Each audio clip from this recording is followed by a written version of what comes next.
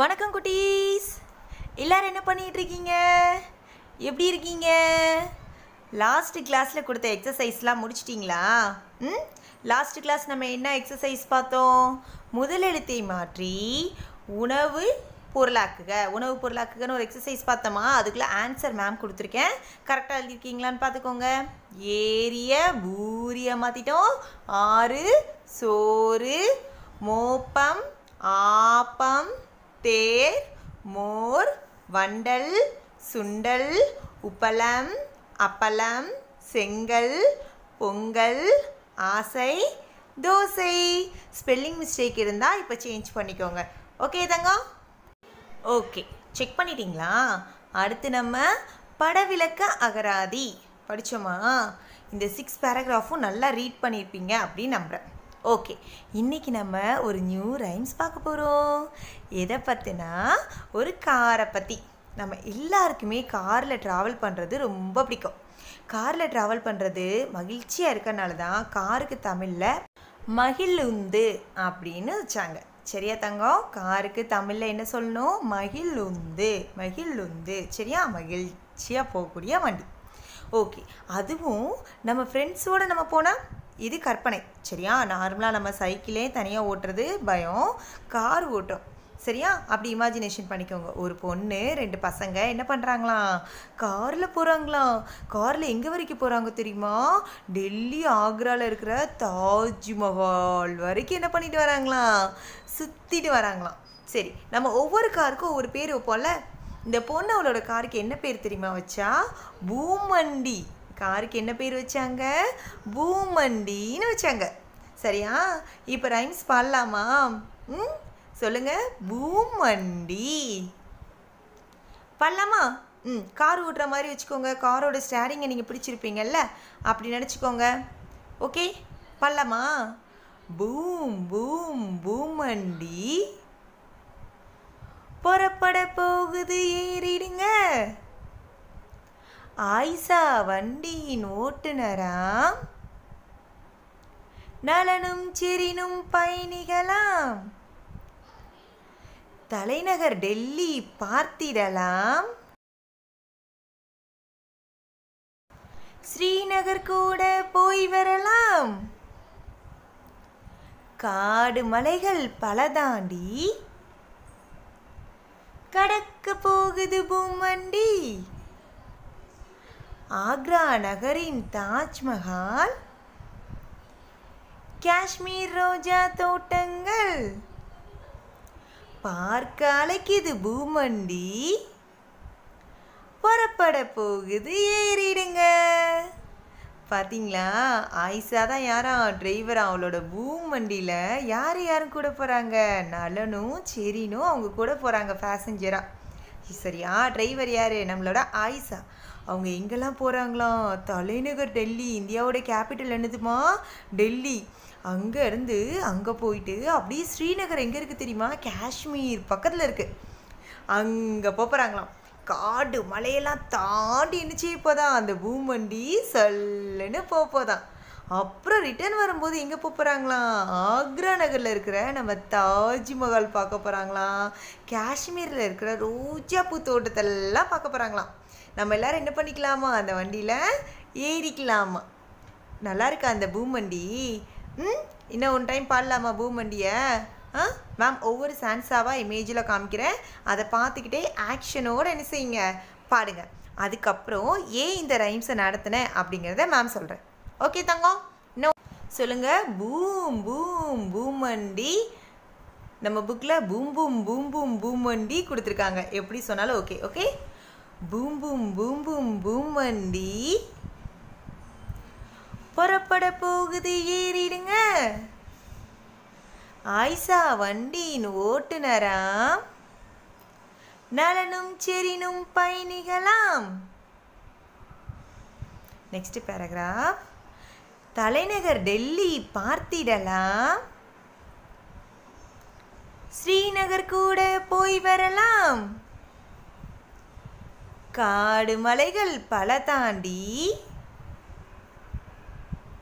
கடக்க போகுது பூமண்டி. அடுத்த சென்ஸா பாடலாமா? Third one last paragraph. Agra நகரின் தாஜ்மஹால், காஷ்மீர் ரோஜா தோட்டங்கள், பார்க்காலைக்குது பூமண்டி, புறப்பட போகுது ஏறிடுங்க. நம்மளே என்ன பண்ணுறாங்க, பேசஞ்சராக கூப்பிடுறாங்க. இதில் சில எழுத்துக்கள் கவனிச்சிங்களா? இந்த எழுத்துக்கள்லாம் இது வரைக்கும் நம்ம டேபிள்ஸில் படிச்சிருக்கோமா? ஆலேருந்து அவ் வரைக்கும் இருக்கிற வாய்ப்பாட்டில் இந்த எழுத்துக்கள்லாம் வந்திருக்கா? ஏதாச்சும் ஒரு வாய்ப்பாடு சொல்லி பாருங்கள்.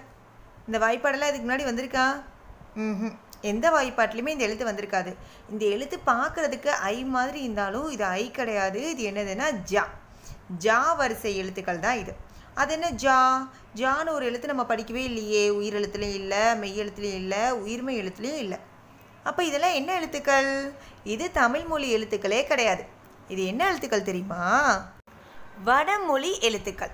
இந்த எழுத்துக்களோட பேர் என்னதுமா? வடமொழி எழுத்துக்கள், இல்லாட்டி சமஸ்கிருத எழுத்துக்கள் அப்படின்னு சொல்லுவாங்க. நம்ம கோயிலுக்கெல்லாம் போனால் அந்த பூசாரிலாம் வந்து ஸ்வாஹா ஸ்வாஹா நமஸ்தே அப்படிலாம் என்னமோ சொல்லுவாங்க இல்லையாம்மா? அதுதான் என்னது? வடமொழி எழுத்து. சரியா? நார்த்து பக்கம் இருக்கிற எழுத்து. ஓகே தங்கம்? இது அதிக அளவில் தமிழில் இல்லை, ஆனால் நம்ம நிறைய பேர் இந்த எழுத்துக்கள் நம்ம என்ன செய்ய ஆரம்பிச்சிருக்கோம், யூஸ் பண்ண ஆரம்பிச்சிருக்கோம். இப்போ ஃபார் எக்ஸாம்பிள் இந்த ஜா, ரோஜா சொல்கிறோமா, ராம்ஜி ஜின்னு பேர் வைக்கிறோமா, ஜெய் அப்படி சொல்கிறோமா, ஜோதிகா அப்படிலாம் வச்சுருக்கோமாம்மா, சைலஜா. இது இல்லாமல் என்ன எழுத்துக்கள்னால் வடமொழி எழுத்துக்கள். அதே மாதிரி தான் இந்த இஷு, ஷா, ஷா, சி, ஷாஷினி, அப்புறம் வந்து வேறு என்ன பேர்லாம் வச்சுருப்பாங்க, ஸ்டெல்லா. இதெல்லாம் இந்த இஸ்ஸு போடுறோமா. இந்த இஸ்ஸு என்ன எழுத்துக்கள்? நம்மளில் நிறைய பேருக்கு ஸ்ரீன்னு பேர் வச்சுருப்பாங்க. பார்த்துருக்கீங்களா? ராஜஸ்ரீ, தேஜஸ்ரீ, யுவஸ்ரீ, சுபஸ்ரீ இந்த மாதிரிலாம் பேர் வச்சுருக்காங்களா? ஸ்ரீ அப்படின்னா என்ன அர்த்தம்னா லக்ஷ்மி அப்படின்னு அர்த்தம். இப்போ ராஜலக்ஷ்மி, பாக்கியலக்ஷ்மி, ஜெயலக்ஷ்மி, யுவலக்ஷ்மி அப்படின்னா அது ஓல்டு மாடலாக தெரியுதுங்கிறதுனால நம்ம எப்படி மாற்றிக்கிட்டோம்? ஜெயஸ்ரீ, ராஜஸ்ரீன்னு மாற்றிட்டோம். அந்த ஸ்ரீங்கிறது நம்ம வாய்ப்பாட்டில் வந்ததா? இல்லை. ஸ்ரீங்கிறது என்ன எழுத்து? இல்லை, தமிழ் எழுத்துக்களே கிடையாது. அதுவும் என்ன எழுத்துக்கள் தான்? வடமொழி எழுத்துல ஒன்று தான். சரியா தங்கம்? இப்போ நம்மளே யோசிச்சு பாருங்கள், நம்ம ஃபேமிலியில் அப்போனா எத்தனை பேருக்கு வடமொழி எழுத்து கலந்து தமிழ் பேர் வச்சுருக்கோம்? அப்படி தானே?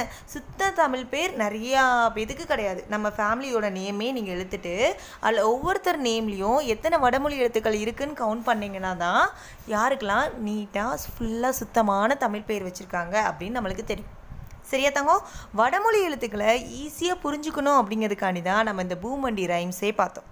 ஓகேயா? இப்போ இந்த பூமண்டி ரைம்ஸில் ஃபஸ்ட்டு பேராகிராஃபை பாருங்கள். ஆயிஷா, செரீன், அந்த ஷா, ஜே. அடுத்தது செகண்ட் பேராகிராஃபில் இருக்கிற ஸ்ரீநகரில் இருக்கிற ஸ்ரீ. அப்புறம் தேர்டு பேராகிராஃபில் தாஜ்மஹால், காஷ்மீர், ரோஜா. இல்லை பார்த்தீங்களா? இது இல்லாமல் என்ன எழுத்துக்கள்? வடமொழி எழுத்துக்கள். சரியா தங்கம்? இதை நம்ம ஒன் டைம் ரீட் பண்ணலாமா?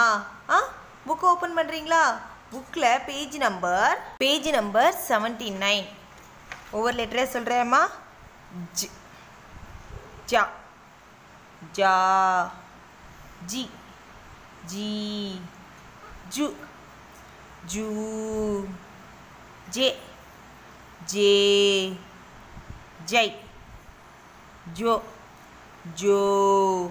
நம்ம சாசா சிசி சொல்லுவோம்ல, அதே மாதிரி தான் அது எப்படி சொல்லணும்? ஷா, சா, சா, சி, சி. சரியாம்மா? அடுத்தது இஸ், ஆகஸ்ட், இஷ் வரும்லம்மா, இஸ், ஷா, ஷா, ஷி. சரியா? நாக்கு மேலேயும் டச் பண்ணாமல் கீழே இல்லாமல் என்ன பண்ணணும்? காற்றுல பேசுகிறதுன்னு சொல்லுவோம்ல, அந்த மாதிரி பேசினாலே வடமொழி எழுத்துக்கள் ஈஸியாக வந்துடும்.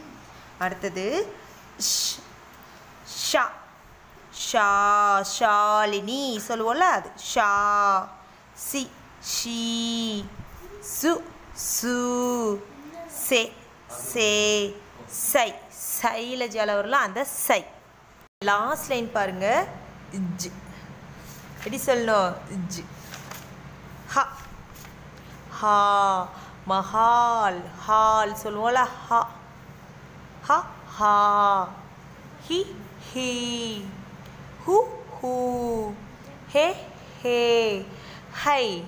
எப்படி சொல்லணும்? கையில் ஹை. சரியாம்மா? லாஸ்ட் ஒன் ஸ்ரீ. இது எல்லாமே வடமொழி எழுத்துக்கள். இப்போ கீழே கொடுத்துருக்க பிக்சர் பாருங்கள்.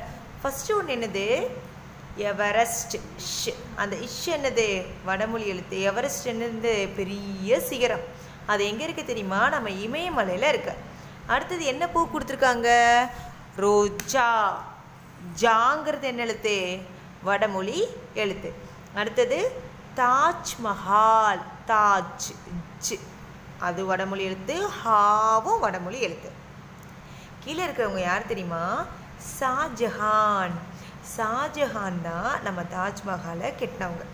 தாஜ்மஹாலை கட்டினது யாருன்னா ஷாஜஹான். ஷாஜஹான் அவங்களுக்கு ரொம்ப பிடிச்ச மும்தாஜ்காண்டி தான் நம்மளுக்கு இந்த தாஜ்மஹாலை கட்டினாங்க. சரியா தங்கம்? அடுத்தது கையில் கத்தியோட குதிரை மேலே இருக்காங்கல்ல, அவங்க யார் தெரியுமா? ஜான்சி ராணி. அவங்க பேர் என்னது? ஜான்சி ராணி. ஜான்சி ராணி ரொம்ப தைரியமான தமிழ் பெண். சரியா தங்கம்?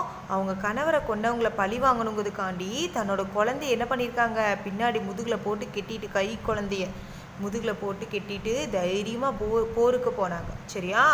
அந்த வீர மங்கை தான் யாருன்னா ஜான்சி ராணி. அடுத்தது யார்? நம்ம எல்லாருக்கும் பிடிச்ச நேரு மாமா. நேரு மாமாவோட ஃபுல் நேம் என்ன தெரியுமா? ஜவஹர்லால் நேரு. அதை எப்படி சொல்லணும்? ஜ வ ஹ இர் லா இல். ஜவஹர்லால் நேரு. நேரு மாமாவுக்கு பிடிச்சது ரோஜா பூ. எல்லாருக்கும் தெரியல தங்கம்? அடுத்தது அவருக்கு நம்மள மாதிரி குழந்தைங்களையும் ரொம்ப பிடிக்கும். அடுத்தது நேதாஜி சுபாஷ் சந்திர போஸ். நம்மளோட ஃப்ரீடம் ஃபைட்டர்ஸில் ஒருத்தர். சரியா? இப்போ இந்த எழுத்துக்கள் எல்லாமே ரீட் பண்ணணும்னா வடமொழி எழுத்துக்களும் கண்டிப்பாக உங்களுக்கு உச்சரிக்க தெரியணும். சரியாம்மா? இன்னொரு தடவை அந்த பிக்சர் நேம் சொல்கிறேன், நல்லா கவனிங்க. எவரெஸ்ட், ரோஜா, தாஜ்மஹால், ஷாஜஹான், ஜான்சி ராணி, ஜவஹர்லால் நேரு, நேதாஜி சுபாஷ் சந்திர போஸ். ஓகே தங்கம்? அதுக்கு கீழே நிறைய வேர்ட்ஸ் கொடுத்துருக்காங்களாமா. அந்த வேர்ட்ஸில் இருக்கிறவங்களையும் நம்ம ஒரு தடவை ரீட் பண்ணிடலாமா? பேஜ் நம்பர் 79லேயே கீழே ப்ளூ கலரில் எழுதியிருக்காங்களா? ப்ளூ கலர் பேக்ரவுண்டில் பிளாக் கலர் லெட்டர்ஸ் இருக்காமா? அதை ரீட் பண்ணலாமா?